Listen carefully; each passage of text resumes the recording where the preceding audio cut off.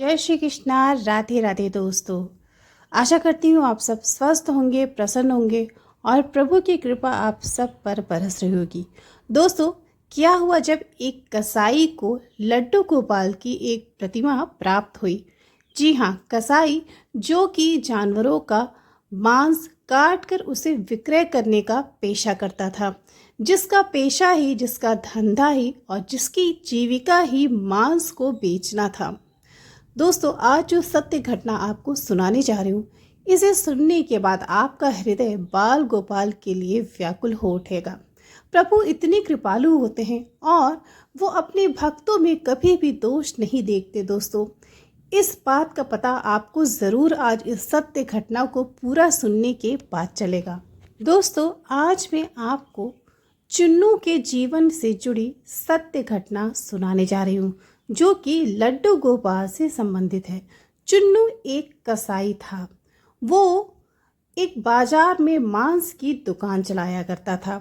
उसका परिवार भी था, उसके 4 बच्चे और बीवी, वे सभी साथ में रहा करते थे। बहुत ही भीड़ भाड़ वाले इलाके में चुन्नू की मांस की दुकान हुआ करती थी, जो कि बहुत ही अच्छी चलती थी। हर रोज उसकी हजारों की कमाई सिर्फ मांस विक्रय करने की वजह से होती थी। उसके जीवन में कोई भी कमी नहीं थी, न कोई दुख था, न ही किसी प्रकार का अभाव था, क्योंकि मांस बेचने का उसका धंधा, उसका कार्य, उसकी छोटी सी दुकान बहुत ही अच्छी चला करती थी। चुन्नू हिंदू धर्म का ही था, लेकिन वो कभी भी पूजा पाठ भक्ति नहीं किया करता था। कभी गलती से भी उसकी जुबान पर भगवान का नाम नहीं आता था। चुन्नू के घर में पूजा पाठ भक्ति कभी भी नहीं होती थी, ना तो उसकी पत्नी करती थी और ना ही स्वयं चुन्नू कभी भगवान का स्मरण करता था। दोस्तों, लेकिन कब किसके जीवन में कौन सा मोड़ आ जाए, कैसा परिवर्तन आ जाए, ये तो स्वयं प्रभु ही जानते हैं, हम नहीं जान सकते। दोस्तों, चुन्नू की दुकानदारी बहुत ही अच्छी चला करती थी। बहुत सारे उसके ग्राहक ऐसे भी थे जो उससे उधारी में मांस ले जाया करते थे और कुछ दिनों के बाद उसे पैसे देकर जाया करते थे। ऐसा ही चुन्नू का एक ग्राहक उसकी छोटी सी दुकान के सामने अपनी मूर्तियों की दुकान चलाया करता था। उसका जो ग्राहक था, उसका नाम था सुखीराम। कहने को तो दोस्तों वो हिंदू था और भगवान की, देवी देवताओं की मूर्तियों को बेचा करता था, लेकिन उसका मन बहुत ही ज़्यादा मलिन था। सात्विकता उसके अंदर बिल्कुल भी नहीं थी। वो अक्सर ही चुन्नी की दुकान से मीट खरीद कर ले जाता और घर पर पका कर खाया करता। दोस्तों, हर रोज़ की तरह चुन्नू की दुकान बहुत ही अच्छी चल रही थी। वो हर रोज़ सुबह 10 बजे अपनी दुकान को खोलता था और रात के 12 बजे तक वो मांस को बेचा करता था। उसकी दुकान पर पैसों की बरसात हुआ करती थी।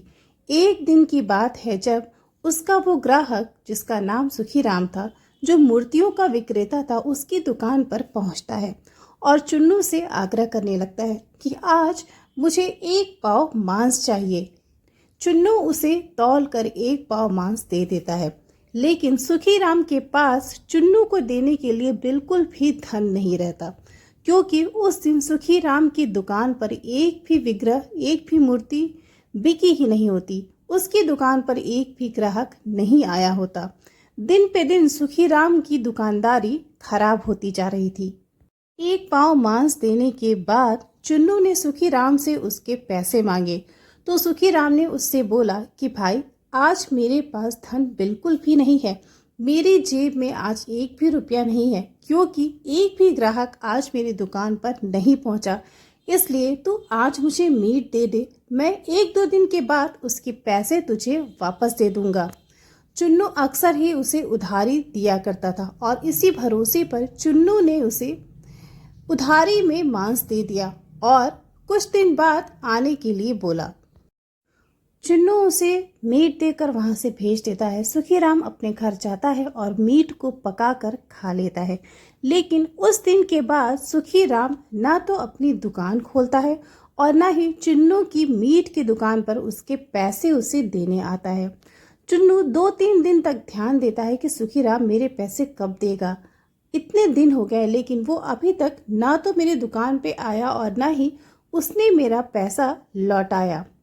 कभी कभी चुन्नू को फिक्र होने लगती कि वो मेरे पैसे देगा भी या नहीं। दोस्तों, ऐसे करते करते करीब 1 महीना बीत जाता है। 1 महीने के बाद चुन्नू अपनी दुकान सुबह सुबह खोल रहा होता है। तभी उसे दिखता है कि आज सुखी राम ने दुकान खोली है। वो भागा भागा सुखी राम की दुकान पर अपने पैसे लेने जाता है और बोलता है कि सुखी राम, 1 महीने हो गए तुम मुझसे उधारी में मीट लेकर गए थे और आज तक तुमने मेरा पैसा नहीं दिया। सुखी राम का चेहरा बहुत ही उदास रहता है, लटका हुआ रहता है। वो कहता भी तो क्या, उसके गले में तो 1 रुपया भी नहीं था, क्योंकि करीब 1 महीने से उसने दुकान खोली ही नहीं थी और उससे पहले जब उसकी दुकान खुलती थी उसकी दुकान पर एक भी ग्राहक नहीं आता था। उसने चुन्नू को बताया कि भाई, मैंने बहुत दिनों के बाद आज दुकान, मैं कुछ दिनों के बाद तुम्हें तुम्हारे पैसे ज़रूर दे दूंगा, मुझ पर विश्वास करो, मैं तुम्हें धोखा नहीं दूंगा। चुन्नू उसे कुछ दिन की मोहलत देता है कि ठीक है, मैं तुम्हें 1-2 दिन का समय और देता हूँ, मेरे पैसे ज़रूर से वापस कर देना। ये कहकर चुन्नू वापस अपनी दुकान पर चला जाता है। हर रोज़ चुन्नू सुखी राम का इंतज़ार करता कि आज वो मेरे पैसे ज़रूर देगा, आज ज़रूर देगा। लेकिन ऐसे करते करते 1 हफ्ते और बीत जाते हैं। सुखी राम चुन्नू के पैसे अभी तक नहीं लौटाता। 1 हफ्ते बीतने के बाद चुन्नू फिर से देखता है सुखी राम अपनी दुकान पर बैठा है और वो भागा भागे उसकी दुकान पर पहुंच जाता है। उससे डांटने लगता है कि तुमने अब तक मेरे पास पैसे नहीं दिए, आखिर तुम मेरे पैसे कब दोगे? अगर तुम इसी तरह से करोगे तो मैं यहाँ पर तुम्हारी दुकान को बंद कर दूंगा, तुम्हें यहाँ पर दुकान नहीं चलाने दूंगा। तुमने मुझसे बहुत बार उधारी सामान लिया है और आज तक तुमने मेरे पैसे नहीं लौटाए, लेकिन अब तुम्हें मेरे सारे पैसे लौटाने होंगे। ये कहकर चुन्नू उसकी दुकान से वापस जाने लगता है। तभी सुखीराम उसे आवाज़ लगाकर रोकता है कि यहाँ सुनो। चुन्नू उसके पास जाता है और सुखीराम उससे कहता है कि आज मैं तुम्हें सारी बातें सच सच बताने वाला था। देखो, मेरे पास ना तो 1 भी रुपया है और ना ही आने वाला है, क्योंकि मेरी दुकानदारी बिल्कुल भी नहीं चल रही। मेरे पास पैसा बिल्कुल नहीं है। इसके बदले में तुम्हें और जो भी चाहिए मुझसे ले लो, लेकिन मुझे क्षमा कर दो, मैं तुम्हारे पैसे नहीं चुका सकता। मेरी स्थिति बहुत ही ज़्यादा खराब है, ना तो मेरे पास धन है और ना ही मेरी दुकान चल रही है। चुन्नू को समझ में आ गया कि इसके पास देने के लिए पैसे नहीं हैं। उसने उसे बहुत डांटा। उसने बोला कि तुम्हारे पास जो भी धन है, चाहे पैसा या कुछ और, तुम मुझे ला कर दे दो। और क्रोधित होकर चुन्नू वापस अपनी दुकान पर मीट काटने के लिए चला गया। चुन्नू अपनी दुकान पर बैठकर मांस को काटे जा रहा था। तभी उसके पास वापस सुखीराम आता है, जिसके कंधे पे एक बड़ा सा झोला होता है। वो झोला उसके पास रखता है, अपने दोनों हाथों को जोड़कर उससे निवेदन करता है कि मेरे पास जो भी था मैंने तुम्हारे पास रख दिया, तुम्हें दे दिया, अब इसके अलावा मेरे पास कुछ भी नहीं है, मुझे क्षमा कर दो, मैं यहाँ से जा रहा हूँ। ये कहकर सुखीराम वहाँ से चला गया। चुन्नू मीट काटते काटते थक चुका था, शाम हो चुकी थी, उसे अब अपने घर जाना था दुकान को बंद करके। तभी उसे ध्यान आया कि सुखीराम ने अपना एक झोला यहाँ पर रखा है। वो हाथ धोने के बाद झोले को खोलकर देखता है और दंग रह जाता है। वो देखता है कि उसके झोले में लड्डू गोपाल की एक बहुत ही प्यारी बड़ी सी प्रतिमा है। धन के अभाव में वो प्रतिमा सुखीराम ने चुन्नू को दे दी, जिसे बेचकर वो कुछ पैसे कमा सके, जिससे सुखीराम का कर्जा उतर सके। लेकिन ये मूर्ति तो उसके किसी भी काम की नहीं थी। एक मूर्ति को वो बेचने के लिए कहाँ कहाँ घूमता। उस मूर्ति को उसने वहीं मीट काटने वाली दुकान पर ही किनारे कबाड़ के स्थान पर रख दिया और हर रोज आकर अपना काम किया करता था। दोस्तों, प्रभु की कृपा कब किस पर हो जाए ये कोई भी नहीं जानता, चाहे वो कसाई हो या फिर कोई भी हो। एक दिन की बात है जब चुन्नू अपनी दुकान पर बैठकर एक बकरे का गला काट रहा था। तभी उसके मुंह से जो चिल्लाने की आवाज़ निकल रही थी, उस आवाज़ को सुनने के बाद चुन्नू की नज़र उस लड्डू गोपाल की प्रतिमा पर पड़ जाती है, जो कि सुखीराम ने वहां रखी हुई थी। चुन्नू देखता है कि लड्डू गोपाल के चेहरे पर बड़ी ही मोहक मुस्कान थी और उस मुस्कान के ऊपर पहले कभी भी चुन्नू ने ध्यान नहीं दिया था। लड्डू गोपाल के चेहरे को देखकर वो इतना ज़्यादा आनंद से भर गया कि उसने बकरे को काटते काटते छोड़ दिया। बकरा भाग गया वहां से। और लड्डू गोपाल को देखकर चुन्नू को ऐसा लगा कि मैं बहुत बड़ा अपराध कर रहा हूँ। शायद ये प्रभु की कृपा ही थी जो चुन्नू के मन में अचानक से उस बकरे के लिए करुणा उमड़ उठी। उसे उस बकरे पर दया आ गई कि मैं जो भी कर रहा हूँ वो गलत कर रहा हूँ। मैं किसी का जीवन उससे छीनने का कोई भी हक नहीं रखता। किसी को भी इस संसार में लाना और संसार से हटाना तो प्रभु का काम होता है। फिर मैं ऐसा काम करके अपना और अपने परिवार का पेट क्यों पाल रहा हूँ। चुन्नू के मन में दया का भाव आने लगा लड्डू गोपाल को देखते ही। दोस्तों, उसने उसी समय बकरे को काटना बंद कर दिया और वो एक पहला ऐसा दिन था जिस दिन चुन्नू ने मीट को बेचकर, मांस को बेचकर एक भी रुपया नहीं कमाया। उस दिन चुन्नू की एक भी रुपए पैसे की आमदनी नहीं हुई। वो खाली हाथ घर गया और बहुत ही ज़्यादा उदास था। उसकी पत्नी सरिता ने उससे पूछा कि आज तुम इतना परेशान क्यों हो और तुम कुछ घर भी लेकर नहीं आए। हम क्या बनाए खाएंगे? आखिर आज तुम्हारी दुकान पर एक भी ग्राहक क्यों नहीं आया? चुन्नू ने सारी बात सरिता अपनी पत्नी को बताई और दोनों उदास होकर चुपचाप बैठकर ये बात सोचते रहे कि कहीं ना कहीं हम जो भी काम कर रहे हैं, मांस को बेचने का, काटने का, जानवरों की हत्या करने का, ये गलत तो है ही। उस दिन उन दोनों को समझ में आया कि हमारी जीविका का तरीका बहुत ही ज़्यादा गलत है। सरिता ने अपने पति से बोला कि देखो, गलत तो है ही, लेकिन जो भी करते हैं वो भगवान ही करते हैं। प्रभु ने ही हमें जीविका की ये रास्ता सुझाया। अगर भगवान नहीं चाहते तो तुम ये काम कहीं नहीं करते। इसलिए ये सब कुछ सोचना छोड़ो और हमेशा की तरह, हर रोज़ की तरह अपना काम तुम कल कैसे करना ज़रूर जाना। क्योंकि अगर तुम अपना काम छोड़ दिए, तुमने मीट काटना छोड़ दिया, तो हमारे बच्चे भूखे मरेंगे। हमारा जिम्मा उठाने वाला इस संसार में दूसरा कोई भी नहीं है। क्या तुम्हारे भगवान आकर तुम्हारे हाथों पर पैसा देंगे? क्या भगवान हमारा पेट पालने के लिए हमें भोजन देंगे? क्या भगवान इस घर का किराया देने के लिए तुम्हें धन देंगे? ये बात तुम क्यों नहीं सोच रहे? चुन्नू चुपचाप अपनी पत्नी की बातों को सुनता रहा। उसे कहीं न कहीं उसकी भी बात सही लग रही थी। उसने जवाब में कुछ भी नहीं बोला और वो बिना खाना खाए ही रात में सो गया। अगले दिन सुबह उसकी पत्नी ने उसे नाश्ता दिया और बोला कि तुम जल्दी से नहाकर नाश्ता करके दुकान के लिए चले जाओ। घर में खाना बनाने के लिए आज कुछ भी नहीं है। चुन्नू बिल्कुल शांत रहता है, निशब्द रहता है। अपनी पत्नी को उसने जवाब में एक भी शब्द नहीं बोला। वो चुपचाप उठता है और दुकान की ओर चल देता है। लेकिन दोस्तों, दुकान पर जाते ही चुन्नू ने वो किया जिसको सुनकर आपके होश उड़ जाएंगे।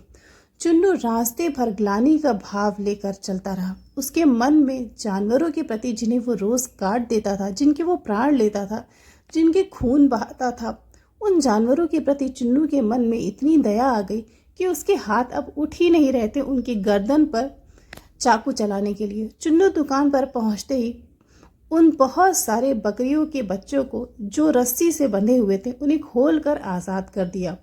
सड़क पर यूं ही छोड़ दिया और वो बकरी के छोटे छोटे बच्चे जो कटने वाले थे वो कहीं ना कहीं चले गए। चुन्नू ने उसी क्षण ये निर्णय ले लिया कि मैं आज से ये काम बंद कर दूंगा, भले ही मुझे भूखे रहना पड़े, लेकिन मैं अभी आज से किसी जानवर के भी प्राण नहीं लूँगा। दोस्तों, उस समय चुन्नू को एक ऐसा अनुभव हुआ जिसे सुनकर शायद आपके मन में प्रभु के लिए अपार करुणा उमड़ उठेगी। चुन्नू जब दुकान पर पहुंचा और उसने बकरियों को खोल दिया, उसके बाद उसकी नज़र लड्डू गोपाल की प्रतिमा पर पड़ी। चुन्नू को ऐसा महसूस हुआ कि लड्डू गोपाल मुस्कुरा रहे हैं। उस मूर्ति में चुन्नू को एक हलचल सी नजर आई। चुन्नू को ऐसा प्रतीत हुआ कि लड्डू गोपाल की सांसें चल रही हैं, उनका सीना हिल रहा है, धड़क रहा है, उनके शरीर में, उनके सीने में धड़कन है और वो चुन्नू को देखकर दया की दृष्टि से मुस्कुरा रहे हैं। उस एक क्षण में चुन्नू के हृदय में इतनी दया, इतनी करुणा आई कि उसने वो काम ही छोड़ दिया। अपना सामान उठाकर वो घर की तरफ चल पड़ा और दुकान को हमेशा के लिए बंद कर दिया। उसकी गोद में उसका गमछा था और साथ में लड्डू गोपाल की वो प्रतिमा थी जो सुखी राम ने उसकी दुकान पर रखी थी। वो घर आया तो पत्नी ने बड़ी उम्मीद से दरवाज़ा खोला कि आज मेरे पति कुछ धन लेकर आएंगे, हम कुछ अच्छा भोजन खाएंगे, बच्चों के लिए कुछ सामान खरीदेंगे। लेकिन स्थिति तो कुछ और ही थी। उसकी पत्नी सरिता ने देखा कि चुन्नू काम धंधा बंद करके, दुकान बंद करके घर आ गया है और उसके हाथ में लड्डू गोपाल की प्रतिमा। वो देखकर उसकी पत्नी सरिता खूब नाराज़ हुई। उसने पूछा कि तुम इतनी जल्दी घर वापस क्यों आ गए और कुछ लेकर भी नहीं आए। चुन्नू ने अपनी पत्नी को बताया कि सरिता, आज से मैं मीट काटने का काम बंद कर चुका हूँ। अब इतनी हिम्मत नहीं है कि मैं किसी के प्राण ले सकूं। शायद ये भगवान की मर्जी से हो रहा है। तुम मेरी अर्धांगिनी हो, इसलिए तुम मेरा साथ दो, तुम्हारा ये कर्तव्य है। सरिता ने उसे खूब खरी खोटी सुनाई, बहुत बोला, लेकिन कहीं न कहीं उसे भी समझ में आ रहा था कि मेरे पतिदेव हैं, उनकी आज्ञा का पालन करना मेरा फर्ज है। दोस्तों, चुन्नू ने मांस बेचने का काम बंद कर दिया। 2-3 महीने बीत गए, घोर गरीबी आ गई। वो दाने दाने के लिए मोहताज हो गए। पानी, खाना, सब कुछ, उसके घर में कुछ भी नहीं था। पहनने को वस्त्र तक नहीं थे। एक समय था जब चुन्नू हर रोज़ हज़ारों रुपए मांस बेचकर कमाता था, लेकिन आज के समय में चुन्नू के पास एक फूटी कौड़ी भी नहीं थी। वो हर चीज़ के लिए मोहताज हो गया था। जीवन में बहुत सारा संघर्ष आ गया। उसका पूरा परिवार संघर्षों से घिर गया, लेकिन अब वो उसी प्रतिमा की भक्ति, पूजा, सेवा हर रोज़ करने लगा जो सुखीराम उसे देकर गया था। चुन्नू के जीवन में दरिद्रता तो आ गई थी, लेकिन उसका जीवन बदल गया था। उसके हृदय में, उसके जीवन में सात्विकता आ गई थी। अब उसे हर जीव के ऊपर दया आने लगी थी। उसकी सोच पूरी तरह से बदल गई थी। काफ़ी दिन हो गए थे दोस्तों, चुन्नू के बच्चों ने खाना नहीं खाया था। वो हड्डी हड्डी हो गए थे। उनके शरीर में मांस का कहीं भी एक टुकड़ा भी नहीं बचा था। शरीर से सारा खून सूख चुका था। देखने से ही प्रतीत हो रहा था कि वे कुपोषण में जी रहे हैं। लेकिन दोस्तों, भगवान में अटूट विश्वास, चुन्नू को अभी भी प्रभु पर पूरा विश्वास था कि उन्होंने यही कराया है। मैंने अपनी मर्जी से नहीं छोड़ा और अब मैं किसी के भी प्राण नहीं लूँगा। एक दिन की बात है, सरिता को लड्डू गोपाल पर बहुत क्रोध आया और उसने भगवान को कोसते हुए बोला कि ऐसे भगवान के घर में क्या ज़रूरत है जो खाने तक के लिए हमें तरसा दे। इस मूर्ति को मैं अभी यहाँ से बाहर फेंक दूंगी। सरिता उस समय तुरंत लड्डू गोपाल की प्रतिमा को उठाती है और ले जाकर एक गड्ढे में गाड़ देती है। ये बात उसने अपने पति को नहीं बताई। अगले दिन जब चुन्नू उठता है लड्डू गोपाल की सेवा के लिए, वो ढूंढता रह जाता है कि लड्डू गोपाल कहाँ है। सारा दिन ढूंढता है लेकिन उसे नहीं मिलती। अंत में सरिता ने बताया कि मैं उस लड्डू गोपाल को इस घर से निकाल चुकी हूँ। उनकी वजह से हमारे बच्चे भूखे मर रहे हैं और मुझे लगता है कि अब कुछ भी होने वाला नहीं है। तुमने अपना काम छोड़कर बहुत बड़ी गलती की। चुन्नू को अपनी पत्नी पर बहुत क्रोध आता है। वो उसे बहुत डांटता है और अपने लड्डू गोपाल को ढूंढने के लिए निकल पड़ता है। बहुत सारी जगहों पर वो लड्डू गोपाल को ढूंढते ढूंढते अंत में उस जगह पर पहुंच जाता है। उस मैदान में, उस खेत में पहुंच जाता है जहां उसकी पत्नी सरिता ने लड्डू गोपाल को गाड़ा होता है। उसे महसूस हो जाता है कि मेरे लड्डू गोपाल इसी ज़मीन पर गड़े हुए हैं, क्योंकि वहाँ उसे खनी हुई मिट्टी नज़र आती है। चुन्नू उस जगह को खोदना शुरू करता है खुदार से। बहुत गहरा खोदता है, लेकिन उसके लड्डू गोपाल उसे नहीं मिलते हैं, कहीं भी नहीं मिलते हैं। खोदते खोदते उससे वो पसीना पसीना हो जाता है। बहुत ज़्यादा दुखी हो जाता है कि सब कुछ तो चला गया, अगर मेरे लड्डू गोपाल भी मेरे पास से चला गया तो मैं जी नहीं पाऊँगा। मन ही मन वो प्रभु से प्रार्थना करता है कि प्रभु, कुछ हो ना हो, तुम मेरे पास आ जाओ, अन्यथा मैं जी नहीं पाऊँगा। जैसे प्रभु उसकी सारी बातें सुन रहे हो। उनकी कृपा तो चुन्नू के ऊपर हो ही चुकी थी दोस्तों। चुन्नू ज़मीन खोदता रहा और अंत में उसे महसूस हुआ कि शायद ज़मीन में कुछ आ रहा है, कुछ दिख रहा है। वो अपने दोनों हाथों से खोदकर उसे खींचकर निकालता है तो देखता है कि बहुत ही ढेर सारा खजाना होता है। इतना ढेर सारा धन, अशरफियाँ, खजाना वो देखकर दंग रह जाता है। उसकी आंखें उसकी चकाचौंध से फटने लगती हैं। वो अपनी पत्नी सरिता को बुलाता है। दोनों पति पत्नी देखते हैं और दोनों के होश उड़ जाते हैं। दोनों बहुत प्रसन्न होते हैं कि हमारे पास धन आ गया, क्योंकि अब चुन्नू वापस वो काम नहीं करना चाहता था, जानवरों को मारने का और काटने का। चुन्नू अभी भी अपने लड्डू गोपाल को ढूंढता रहता है। वो बहुत रोता है। अपनी पत्नी से बोलता है कि अगर मेरे बाल गोपाल आज नहीं मिले तो मैं इस खजाने को, इस धन को हाथ भी नहीं लगाऊंगा। मैं तुम सबके साथ भूखा मर जाऊंगा, लेकिन रहूंगा, जीऊंगा तो अपने बाल गोपाल के साथ ही। वो बहुत गहरा गड्ढा खोद लेता है दोस्तों, लेकिन उसके लड्डू गोपाल उसे नहीं मिलते। अंत में रात हो जाती है, अंधेरा हो जाता है। वो पसीने से भीग जाता है। उसे सांस लेने में तकलीफ होने लगती। तब उसकी पत्नी उसे पकड़कर अंदर ले आती कि चलो अब रात हो गई है, हम कल लड्डू गोपाल को ढूंढेंगे। अपने पति को लेकर वो घर में घुसती है दोस्तों। ले जाकर उसे उसके बिस्तर पर बैठाती है और उस समय उन दोनों ने जो दृश्य देखा वो देखकर उनके पैरों तले ज़मीन खिसक गई। चुन्नू ने देखा कि लड्डू गोपाल वैसे के वैसे ही अपने स्थान पर विराजमान है। हाँ दोस्तों, वही लड्डू गोपाल जिसको सरिता ने गड्ढे में गाड़ दिया था, वो वापस न जाने कैसे निकलकर अपने स्थान पर चुन्नू के घर में विराजमान हो गए। दोनों पति पत्नी को प्रभु की कृपा का प्रताप का अनुभव उस क्षण हो गया। उन दोनों का जीवन बदल गया और सरिता को भी समझ में आ गया कि ये सब कुछ क्यों हुआ। उसके प्यारे बाल गोपाल जिसके बिना चुन्नू नहीं जी पा रहा था, उसके प्राण निकल रहे थे, वो उसके पास आ गए। दोस्तों बताइए, ये प्रभु का चमत्कार है या फिर नहीं है?